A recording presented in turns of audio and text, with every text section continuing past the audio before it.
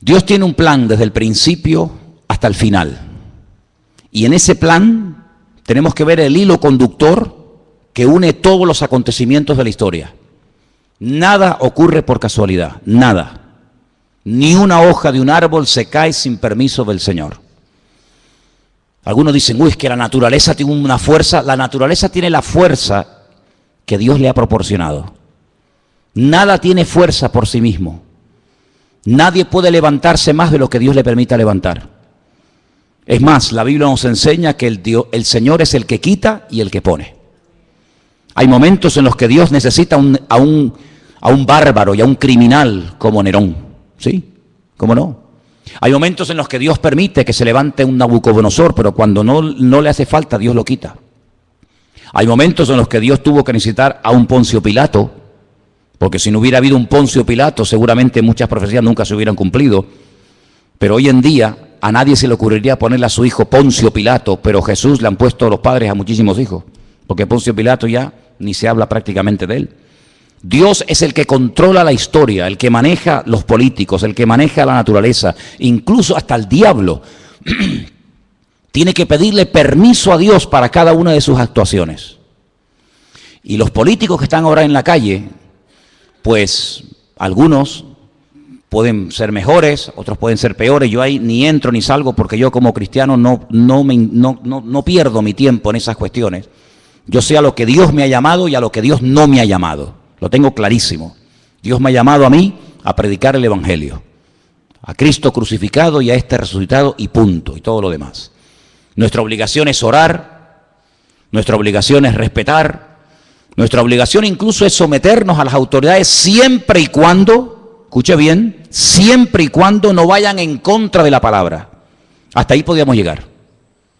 Mientras vayan en una línea que no vaya en contra de la palabra de Dios, de acuerdo, por ahí entramos. Pero en el momento en el que se dicte una ley, en el que nos prohíban, nos impidan en un momento determinado hasta predicar el Evangelio, como ha habido ocasiones, y en este país se ha prohibido predicar el Evangelio, y en este país se han quemado a cristianos, y en este país se ha torturado a cristianos, y se han quemado Biblias, etcétera, etcétera.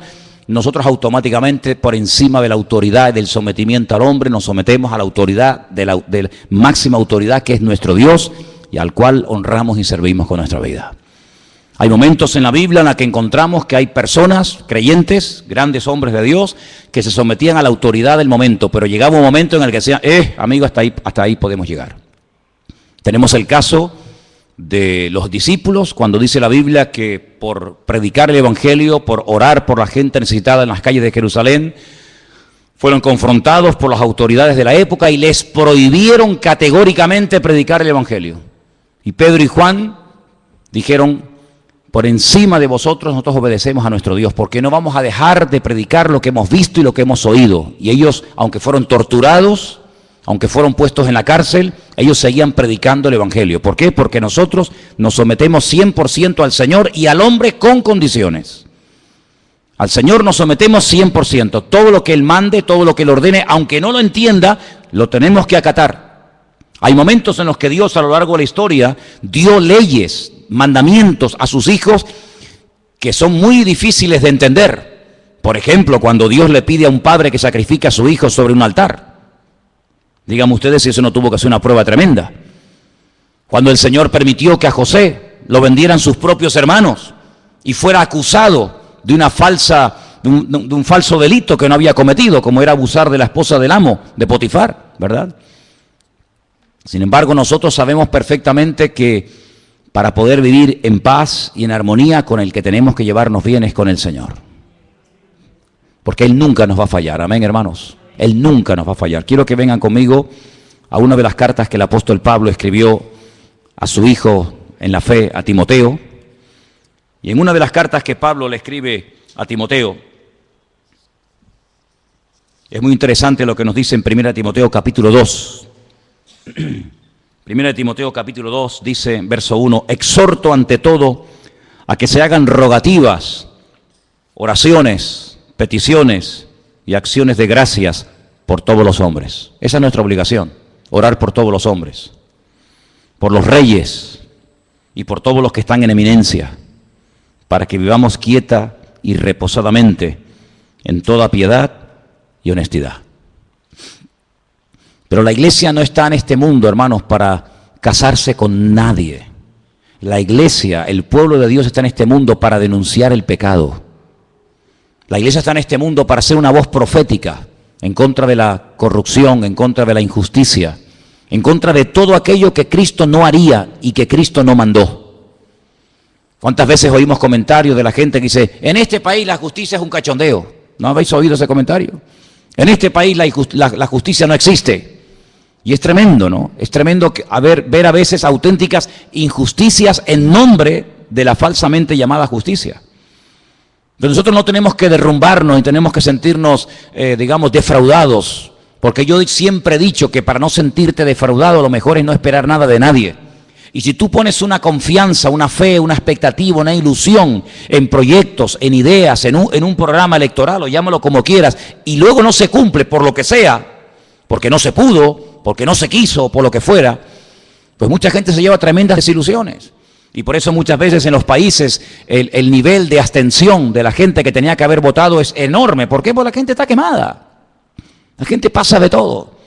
Porque saben que muchas veces por ilusionarse con un proyecto político, con una persona, con un grupo, a la larga pues te puede llevar una desilusión tremenda. Pero nosotros ya hemos aprendido la lección de la historia. Para nosotros esto no es nada nuevo, hermanos. Sabemos en la Biblia que las cosas son tan cambiantes y que en una hora todo puede cambiar y ser completamente diferente. Dice la Biblia que hubo un momento en Canaán, en la tierra de Canaán, donde vivía Jacob con sus hijos, que había hambre, había necesidad, no había trabajo, los animales estaban muriendo de sed, no había comida, no había nada. Y Jacob manda a sus hijos a Egipto. Y todos conocemos, hermanos, que allí en Egipto se encontraba su hijo José. Y todos, para no alargar demasiado la historia, todos sabemos que con el paso del tiempo, toda la familia, casi 70 personas, deciden trasladarse de Canaán a Egipto. Y cuando llegan a Egipto, pues José es una de las personas más importantes del imperio de Egipto. Y el faraón le dice, oye, recibe a tu padre y las mejores tierras, las mejores posesiones, dáselas. Y se fue a la tierra de José, en la desembocadura del río Nilo. Y allí pues ellos llevaron una vida de maravilla. Pero dice la Biblia que cuando murió ese faraón, todo cambió. Aquello que empezó tan bonito, aquello que empezó siendo algo tan maravilloso, una puerta abierta de ser pobre gente allí en Canaán que no tiene ni para comer, ni agua tenían, y ahora verse como las personas más importantes de Egipto, pero todo cambió. Dice que se levantó otro faraón que fue completamente diferente al anterior faraón y lo fue convirtiendo paulatinamente, poco a poco, en la mano de obra barata, en auténticos esclavos. Y aquello que empezó tan bonito terminó siendo un desastre. Y dice que la aflicción, el llanto, la muerte, la esclavitud se apoderó de aquellos miles y miles de personas que se habían ido reproduciendo y reproduciendo en Egipto. Y bueno, y cada día era peor, y más presión, no salieron a tiempo. Tenían que haber salido antes, pero no supieron discernir los tiempos. Se quedaron demasiado tiempo en Egipto. Tenían que haber ido y salir, pero se quedaron allí. ¿Por qué? Porque se sentían cómodos, había trabajo, había abundancia, había prosperidad. ¿Para qué voy a volver otra vez a Canaán? ¿Para qué? No salieron a tiempo. Y dice la Biblia que de la noche a la mañana se promulga un edicto donde el faraón decreta que todos los niños tienen que morir asesinados, arrojados vivos al río Nilo. Y dice, pero bueno, ¿y a qué viene esto? Amigo, el diablo también tiene sus planes, ¿sabes? El diablo también tiene su agenda, tiene sus proyectos, tiene sus objetivos. Y dice la Biblia que el pueblo comenzó a clamar. El pueblo comenzó a desesperarse porque veían que aquello iba a peor y a peor y a peor. Y todos conocemos, hermanos, que después de 40 años prácticamente de no saber nada de este hombre, de repente el Señor llama a un anciano, porque ya Moisés era un hombre ya muy mayor, y el Señor lo llama, le dice, saca de la esclavitud a mi pueblo. ¿Quién lo diría? ¿Quién lo diría cuando José fue y habló con el faraón y se presentó ante el faraón y repartieron aquellas tierras y se les permitió construir ciudades para que ellos vivieran tranquilos con sus leyes, con sus costumbres, con sus tradiciones, con sus cánticos, con su típica vida, ¿verdad? ¿Quién les iba a decir que aquello se iba a convertir en una auténtica tragedia y dolor? Pero bueno, así son las cosas. Y tuvieron que aprender que poner la confianza, poner la fe en el hombre es lo peor que una persona puede cometer en esta vida. Hemos aprendido de la historia, hermanos, hemos aprendido los cristianos a base de sangre, a base de martirio, a base de muerte. Maldito el hombre que confía en el hombre. Es interesante notar que cuando el Señor Jesucristo le dice a sus discípulos en el Monte de los Olivos que la ciudad de Jerusalén va a ser sitiada, que el templo va a ser destruido, con una agresividad tan brutal que dice que no quedaría ni piedra sobre piedra, es interesante que la historia dice que muy pocos cristianos murieron en aquellos días, en el año 70 después de Cristo en Jerusalén, porque ellos habían recordado, ellos sabían que el Señor Jesucristo había profetizado la futura destrucción de Jerusalén y del templo. Y dice que murieron miles de judíos, pero muy pocos cristianos. ¿Por qué? Porque recordaban las palabras del Señor y el que tenían que salir de allí y supieron interpretar los tiempos. Y nosotros si algo necesitamos hoy en día más que nunca es discernimiento espiritual. Amén. Las cosas no ocurren por casualidad, saber por qué pasan estas cosas y de dónde salió y por qué está ocurriendo esto. Y hermanos, estamos oyendo en estos días en televisión nombres de los tiempos de la Biblia. Dice la Biblia que el primer poderoso de la tierra, por así decirlo, el primer tipo del anticristo, el primero de todo fue Nimrod. Tremendo. Y en estos días hemos oído hablar de la destrucción de la ciudad de Nimrod, ¿verdad? ¿Qué te parece? Y estamos oyendo hablar otra vez de Nínive. Y estamos oyendo hablar de lugares bíblicos. Pero es que la palabra de Dios nos enseña que esos sitios quedarían totalmente arrasados y que no quedaría piedra sobre piedra y que esas ciudades serían cueva de hurones y de chacales. Y estamos viendo cómo estas personas entran en ciudades emblemáticas con una cultura y con una trayectoria, con una arqueología y etcétera, y vienen y arrasan con todo, pero eso es casualidad, no. Está escrito en la palabra, hermanos, tenéis que leerlo. Está escrito en la palabra que de esas ciudades no quedaría ni el polvo, ni el recuerdo de esas ciudades. Y estamos viendo cómo se están cumpliendo las palabras del Señor, las profecías de una forma impresionante. Y tenemos que abrir nuestros ojos porque la Biblia dice que el Espíritu estaría hablando a la iglesia continua y permanentemente. Y tenemos que oír lo que dice el Espíritu. Tenemos que saber interpretar lo que está ocurriendo, porque nada, vuelvo a repetir, ocurre por casualidad.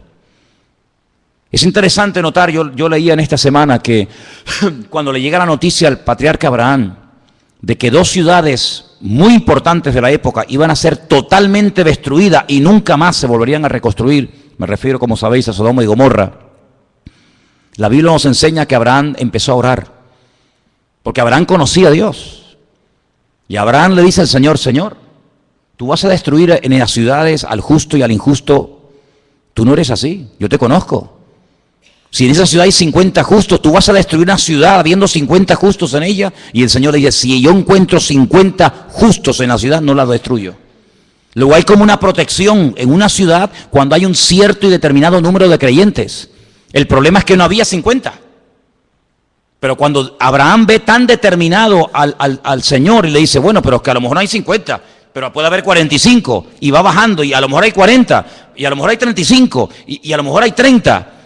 Pues la conclusión a la que llegó Abraham es que el Señor podía destruir la ciudad porque en esa ciudad no había una protección, una cobertura que protegiera a la ciudad de la ruina. ¿Y sabéis por qué este país nos ha ido totalmente al garete? Por las oraciones del pueblo de Dios. Porque por eso el Señor dice que somos la sal de la tierra y la luz del mundo.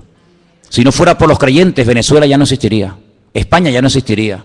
Muchas naciones de la tierra donde se han hecho auténticas barbaridades y se siguen haciendo, ya no existirían. Serían pasto de las llamas, serían destruidas por un terremoto, ¿sabe Dios por qué? Pero todavía se mantienen en pie por la misericordia del Señor. Porque allí están los hijos de Dios, clamando de noche y de día. Y hay momentos en los que Dios confronta a los profetas y le dice, yo no quería destruir Jerusalén, pero es que no encontré a un hombre, dice, no encontré ni a uno que hiciera vallado, no encontré ni a uno orando, y como no encontré a uno, pues la destruí. Hay como una protección, hermanos.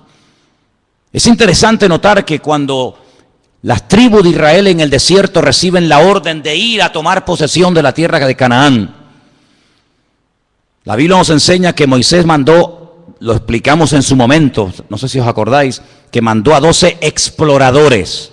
Yo expliqué que la palabra espías y la palabra exploradores en la Biblia es completamente diferente. Lamentablemente, cuando en nuestras Biblias en castellano se habla de los 12 que fueron a reconocer la tierra, dice los 12 espías, pero no aparece la palabra espías. Aparece la palabra exploradores. Y permítame que vuelva un poquito atrás. ¿Cuál es la diferencia? Pues es abismal. El espía entra ocultamente, secretamente, no quiere que lo descubran. La misma palabra dice, es un espía. Es lo que mandó Josué a la ciudad de Jericó. Entren tranquilamente, y mandó 2, lo mandó ahí a un montón de gente. ¿A dónde entraron? Pues a un sitio muy concurrido por gente, para no levantar sospechas, a una casa de prostitución, donde estaba Rahab, y allí ocultamente estuvieron y se escondieron, iban de espía. Los 12 mal llamados espías no eran así, eran exploradores que iban a reconocer la tierra. Una de las cosas que Moisés le dice, vayan y reconozcan la tierra si las ciudades están amuralladas o no. Porque si no están amuralladas, esta gente no nos tiene miedo. Pero si ellos en este tiempo que han oído que salimos de Egipto y vamos a entrar en Canaán, si las ciudades ustedes observan que tienen murallas, es que nos tienen miedo. Y ellos contaron que las ciudades tenían murallas que llegaban al cielo como algo negativo, y era todo lo contrario, era algo muy positivo, porque dice la Biblia que Jericó estaba bien cerrada porque tenían miedo a causa de los hijos de Israel. Entonces ustedes vayan, y si ven a toda la gente con las puertas abiertas, las ventanas abiertas, sin murallas, es que no nos tienen miedo, esta gente son terribles. Pero si están dentro de las ciudades y las cierran por la noche, es que nos tienen pánico. Ellos pensaban que era algo negativo. Dice la Biblia que una de las cosas que le dice Moisés, dice, vayan y díganme si en la tierra de Canaán hay árboles. Qué pregunta más tonta, ¿cómo no va a haber árboles en un país? Es normal que por lo menos haya un árbol, ¿no? Pero es que la palabra árbol en la Biblia es sinónimo de hombres. Por eso empezamos el culto cantando el Salmo 1. Bienaventurado el varón que no anduvo en consejo de malos, ni en silla de escarnecedores se ha sentado, sino que en la ley del Señor medita de día y de noche. Será como árbol plantado junto a corrientes de agua. Porque Moisés sabía perfectamente que si en el país de Canaán había árboles, había personas arraigadas, cimentadas en la palabra, Canaán no podía ser tomada. No podía ser destruida, porque el creyente protege el lugar en el que vive. Aunque el vecino no se lo merezca, aunque la autoridad esté corrupta, por el hecho de haber presencia de creyentes, el Señor protege y bendice ese país. Así es. Pero cuando volvieron dijeron, sí, no vimos árboles, entonces podemos atacar y destruir el país. ¿Qué te parece? Así que tu presencia, mi presencia, la presencia de todos y cada uno de nosotros, protege a esta nación. Y lo que esta nación necesita realmente es un arrepentimiento genuino delante del Señor. Desde el rey hasta el último que quiere entrar, que hagan una convocatoria y que pidan perdón delante del Señor, porque ninguno de los políticos, ninguno de los que están en estos días hablando en televisión y se entran y salen y nos entrevistan, ninguno menciona la palabra Dios, perdón, arrepentimiento, Biblia, reconciliación, ninguno. ¿Cómo voy a poner mi confianza en un hombre que no habla de Dios para nada? Cambio, pero ¿quién puede producir cambios sino solamente el Señor? Porque los cambios que produce el hombre no me sirven, pero los cambios que produce el Señor permanecen para siempre. ¿Cuántos dicen amén? ¿Cómo podemos hablar de esperanza y de ilusiones y de una nueva expectativa? Pero ¿en base a qué? ¿En base a qué edificamos nuestra fe? ¿En base a qué esperamos algo nuevo? En base a las promesas de Dios. Dice que como las promesas de Dios son sí y amén en Cristo Jesús, nosotros esperamos cielo nuevo y tierra nueva. Pero tenemos la confianza en la base de la palabra de Dios. Pero ninguno menciona a Dios para nada. ¿Y cómo pretenden gobernar sin Dios cuando Él dijo, separados de mí, nada podéis hacer? ¿Cómo pretendemos llevar un país por el buen camino? ¿Cómo pretendemos llevar a la juventud de esta nación por el buen camino? ¿Cómo pretendemos que haya paz, que haya justicia, que haya reconciliación, que haya trabajo, que haya prosperidad sin Dios? Es lo que le dijo Satanás al Señor: si postrado me adorares, te daré todos los reinos de la tierra. Es pan sin Dios. Ya muchos propusieron pan sin Dios, ¿verdad? Pero nosotros solamente os digo algo, hermanos, tenemos que orar para que nuestra fe no decaiga en estos días, para que nuestra confianza esté puesta en el Señor. Porque verdaderamente, hasta que en este país no haya un reconocimiento y un arrepentimiento delante del Señor, no habrá un verdadero cambio. ¿Nosotros por qué hemos cambiado? Porque el Señor nos cambió. ¿Por qué seguimos cambiando y tratando de mejorar? Porque el Señor pone ese sentir en el corazón. Pero ¿cuántos políticos son ateos? ¿Cuántos políticos aprueban la homosexualidad, el lesbianismo, el aborto? ¿Cuántos? Todos somos iguales. Mentira. ¿Cómo que todos somos iguales? ¿Cómo va a ser igual un hombre que una mujer? ¿Cómo va a ser una mujer igual que un hombre? ¿Cómo va a ser igual un anciano que un niño? ¿Cómo va a tener los mismos derechos una persona que es un vago, que no ha trabajado en su vida, ni quiere trabajar, ni quiere cambiar, sino quiere vivir del cuento? ¿Cómo lo voy a quitar yo a este, que es una persona que ha trabajado, ha sufrido, ha sudado la camiseta, y se lo voy a quitar a este para dárselo a este que es un vago? ¿Pero por qué? Cuando la Biblia dice, esfuérzate, esfuérzate, esfuérzate, y Dios es galardonador de los que le buscan, y el que no le busca, pues no te galardona, hijo. Pedid y recibiréis. ¿Pero por qué recibo? Porque he pedido. ¿Y por qué he hallado? Porque he buscado. ¿Y por qué el Señor me bendice y me prospera? Pues porque hago lo que Él manda en su palabra. Dijo el Señor, ¿queréis ser mis amigos? Claro, pues haced todo lo que yo os digo. Es decir, sin obediencia no puede haber bendición. Querer los panes y los peces, pero no quererlo a Él, es una temeridad y es un insulto al amor de Dios. Y la gente quiere la bendición, la gente quiere los panes y los peces, la gente quiere lo bueno, pero no quieren pagar el precio. Y el precio, ¿saben cuál es? Sometimiento a la ley de Dios. Qué bueno sería que la gente dijera, bueno, nuestro programa electoral, ¿qué proponemos? Lo que propone la Biblia. Ese es nuestro programa electoral. Amaos los unos a los otros, perdón, poner en práctica las leyes económicas, que las leyes económicas de la Biblia son perfectas, perfectas. Se evita la usura, el abuso, la vagancia. ¿No dice la Biblia, el que no quiere trabajar? ¿Qué dice la Biblia? Que no coma. Pero sin embargo, ofrecemos los panes y los peces a cambio de nada. Amados hermanos, estamos viviendo tiempos de cambios, tiempos extraños, tiempos donde ahora hace calor y al día siguiente nieva.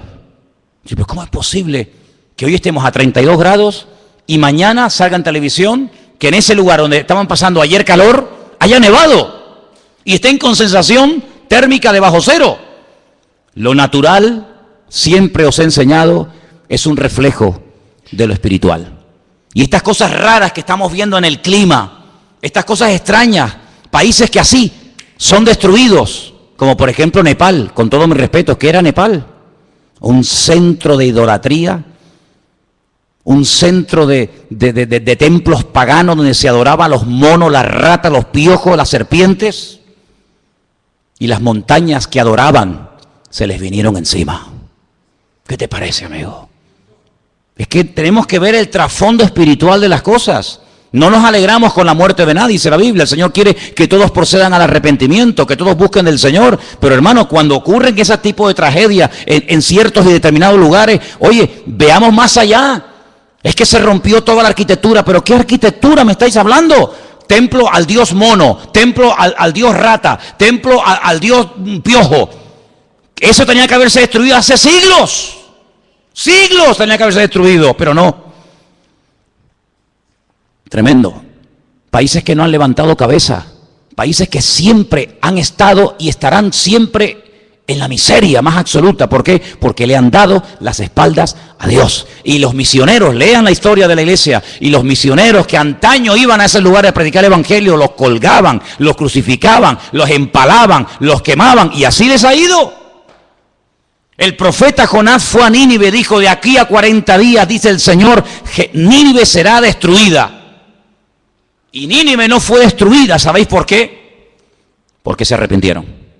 Ya el Señor tenía determinado el castigo, la destrucción, la aniquilación total y absoluta de Nínive. Pero Nínive duró mucho tiempo, porque hubo arrepentimiento. Dice que desde el más grande hasta el más chico se pusieron a orar, a ayunar, pidieron perdón. Esto le molestó mucho a Jonás. Jonás era un predicador muy extraño. La gente se convertía y se enfadaba. La gente pedía perdón y se enfadaba con Dios. O sea, yo lo sabía que se iban a arrepentir y tú los ibas a perdonar. Claro, claro, ¿verdad?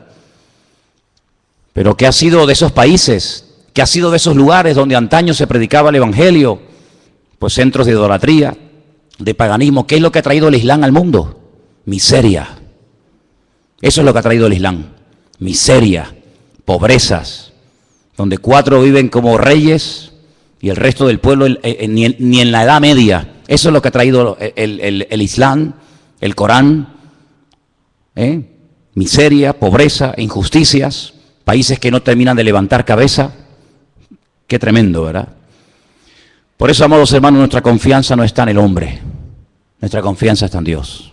Si me preguntan ustedes, ¿y tú qué vas a hacer? Yo no creo en el hombre, en ninguno de ellos, en ninguno de ellos, en ninguno. Porque la historia nos ha demostrado a nosotros los cristianos que lo que empieza muy bonito, al final puede terminar convirtiéndose en una auténtica ruina. Y mi expectativa, mi confianza no está puesta en el hombre, mi confianza está puesta en el Señor. Nuestra obligación, ¿cuál es? Orar. Eso sí tenemos que hacer. Orar, porque esa gente sin oración son vulnerables. ¿Se imaginan ustedes un rey? ¿Se imaginan ustedes un presidente de un gobierno? ¿Se imaginan ustedes un gobierno sin la ayuda del Señor? Es una locura, una auténtica temeridad. Y las barbaridades que se han hecho, lo que se ha saqueado, lo que se ha robado, lo que se ha mentido, lo que se ha tapado, ha sido algo realmente tremendo. Y la iglesia tiene que despertar ante la realidad de que a veces hay mucha corrupción y mucha tiniebla porque hay poca luz. Cuando hay poca luz, parece que hay muchas tinieblas. Pero cuando hay luz, las tinieblas se disipan, por pequeñas que sean. Tenemos que comenzar a tomarnos más en serio nuestra relación con Dios. Tenemos que comenzar a orar más por esta nación para que el Señor verdaderamente ponga su mano y reconozcan que la única forma de llevar a este país a buen puerto es por la ayuda del Señor. Si no es por la ayuda del Señor, todos nosotros veremos con nuestros propios ojos cómo este país nunca levantará cabeza. Porque España, sinceramente, por la historia, España no merecía ni existir. Pero Dios ha tenido tanta misericordia y compasión de este país, pero porque en este país se ha derramado mucha sangre de hombres y mujeres que dieron su vida por Cristo. Cuando miramos al continente latinoamericano, desde prácticamente el sur de los Estados Unidos hasta la Patagonia, donde hay millones y millones y millones, docenas de países que hablan nuestro propio idioma, ¿verdad? Y la Biblia que utilizan es igual que la nuestra, pero ¿quién la tradujo? ¿Quién tradujo esa Biblia? Un hombre que se jugó la vida y un hombre que murió como un mártir por escribir la Biblia al idioma castellano. Y los que dieron su vida por introducir la Biblia en nuestro propio idioma para que nos llegara hasta el día de hoy, ni te imaginas, ni te imaginas. Y Dios ha tenido misericordia de este país, porque millones de personas han llegado a conocer la palabra de Dios, han llegado a servir al Señor, a predicar el Evangelio, a conocer la voluntad de Dios, porque alguien un día les tradujo la Biblia en su propio idioma. Y por eso Dios ha tenido misericordia. Pero si no fuera por esas cosas, realmente no nos mereceríamos absolutamente nada, porque los desastres que hemos hecho en el nombre de Dios han sido terroríficos, terroríficos. Por lo tanto, lo que tenemos que hacer es orar. Orar. Señor, pon tu mano. Toma las riendas de este país, Señor. Y ¿saben una cosa? La Biblia dice que cuando nos humillamos, Dios sana la tierra. Dice, si mi pueblo se humillare, invocare mi nombre, yo sanaré la tierra. Ya que no lo quieren hacer los que lo deberían de hacer, hagámoslo nosotros. Oremos al Señor, pidamos perdón al Señor por los pecados, pidamos al Señor misericordia. No nos estemos involucrando en batallas que no son nuestras batallas. Me llama mucho la atención cuando Pablo dice, yo he peleado, sí, pero la buena batalla, No la batalla, no, la buena batalla. Hay batallas que yo no las peleo, no me interesa, no son mi batalla, no son mi guerra. He peleado la buena batalla. Hay batallas que como te metas te matan. Mira Jonatán. Jonatán fue a la batalla, fue a la guerra, pero no tenía que estar allí. Era una guerra perdida de entrada. ¿Por qué? Porque el rey no tenía el respaldo del Señor. Su padre había sido desechado por el Señor. ¿Para qué se tiene que enrolar él en una batalla que le va a costar la vida? Y así fue. Lo mataron a él, a sus hermanos, a su padre, porque se metió en una batalla en la cual Dios no estaba. Y hay gente que se mete en camisas de 11 varas, pero el apóstol Pablo dice, no, yo he peleado la batalla, pero la buena batalla, la batalla de la fe, la batalla del evangelio, y he mantenido la fe, he guardado la fe. Me dejaron solo, no estuvo nadie conmigo en mi primera defensa, pero el Señor estuvo conmigo, dice la Biblia. Y él, hermanos, les recomendaba a los creyentes que dada la presión social y política de la época, dice, oren, rueguen al Señor para que tenga misericordia y para que ponga su mano sobre la vida de todos y cada uno de sus hijos. Y eso es lo que queremos hacer, amén, hermanos. Queremos orar para que no nos dejemos seducir, ni sorprender, ni entusiasmar por las promesas del hombre, sino por las promesas de Dios. Yo le digo a mucha gente y termino, si algunos tuvieran más fe en las promesas de Dios que en las promesas de los hombres, ¿qué tipo de creyente sería más diferente? Hay gente que tiene una fe a pie juntillas en lo que prometen, en lo que dicen, en lo que van a hacer, en lo que no van a hacer. Si tuvieras la misma fe en las promesas del Señor, madre mía, qué maravilla de creyente sería. Sería algo espectacular. Así que, amados hermanos, vamos a orar en esta noche. Cierra tus ojos ahí donde estás. Y vamos a pedirle al Señor que el Señor nos abra los ojos para que nos demos cuenta que el único que promete y cumple es nuestro Dios. Él promete cuidar de nuestros hijos mejor que cualquier educador o político. Él promete cuidar de nuestro presente y de nuestro futuro. Él promete sanar nuestras dolencias y enfermedades. Él promete abrirnos puertas cuando en esta vida todas las puertas por la edad o por lo que sea se nos cierran, pero Él abre puertas a sus hijos. Aleluya. Dice, yo volveré a derramar agua en el desierto. Yo volveré otra vez a hacer una cosa nueva que sorprenderá al mundo entero.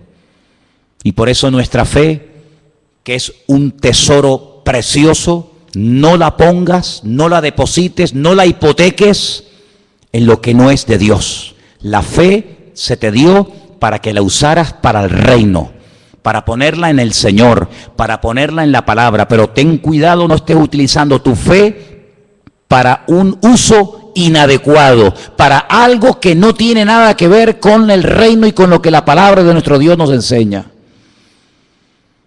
Nuestra fe tiene que estar puesta en el Señor. Al Señor tu Dios adorarás y a Él solo servirás. Él quiere la exclusividad. El Señor te quiere todo, 100% para Él.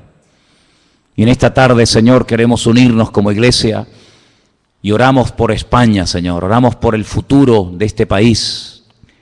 Tú sabes, Señor, lo que este país, esta nación necesita. Tú sabes, Dios mío, las cosas que han ocurrido y que siguen ocurriendo en este país. Te rogamos en el nombre bendito y poderoso de Jesús, que tú tengas misericordia de este país, donde ha proliferado tanta maldad, donde te han dado las espaldas en las universidades, en los colegios, en los parlamentos, en los institutos, en todas partes, no te quieren, Señor. Pero, Señor, te pedimos en el nombre de Jesús que por amor a tu pueblo y por amor a tus hijos, bendice, Señor, sobre todo a tu pueblo que aquí está en este país. Señor, tú sabes, Señor, todos los cambios que se avecinan, tú sabes todas las caras nuevas y personas nuevas en el panorama político que se presentan. Señor, te pedimos en el nombre de Jesús que se haga tu voluntad, Señor. Que se haga tu voluntad, mi Dios. Pero que no nos olvidemos que lo más importante es honrarte y servirte a ti, que es lo que verdaderamente tiene premio y recompensa y galardón, servir al Señor. Que utilicemos nuestro tiempo, nuestros dones, nuestra energía, nuestros recursos para extender el reino de Dios y su justicia. Y que hablemos, Señor, que hablemos en contra de la injusticia, en contra de la muerte, en contra de todo eso, que tu iglesia abra la boca, que seamos valientes y digamos no al pecado, no a la muerte y sí a la vida. Aleluya. Y que verdaderamente te reconozcan a ti, el único Dios vivo y verdadero. Señor, únenos con tu Espíritu, Señor. Y que todos y cada uno de nosotros estemos en estos días orando para que el futuro de esta nación, aleluya, tú lo dirijas, Padre, y todo salga conforme al plan y al diseño del Señor. Aleluya. Te damos gracias, Dios mío, porque sabemos que tú eres bueno, que para siempre es tu misericordia y que tú tienes un plan y que todo apunta en una dirección. Y es a tu venida, Señor. Tú vienes pronto. Esa es la cruda realidad, que los tiempos se acortan, que tú vienes pronto y tu iglesia tiene que estar velando y orando para que no nos sorprenda las cosas como ladrón en la noche. Bendito sea, Señor. Gracias te damos en esta noche por este privilegio que nos das de entender tu palabra, de tener el mapa, la brújula de tu palabra en nuestras vidas. Que ahora más que nunca la leamos, la escudriñemos, porque en ella encontramos la respuesta, Señor. Te lo pedimos todo en esta noche en el bendito nombre de Jesús. Amén y amén. Aleluya. Y amén. Aleluya. Y amén. Aleluya. Y amén. Aleluya. Y amén.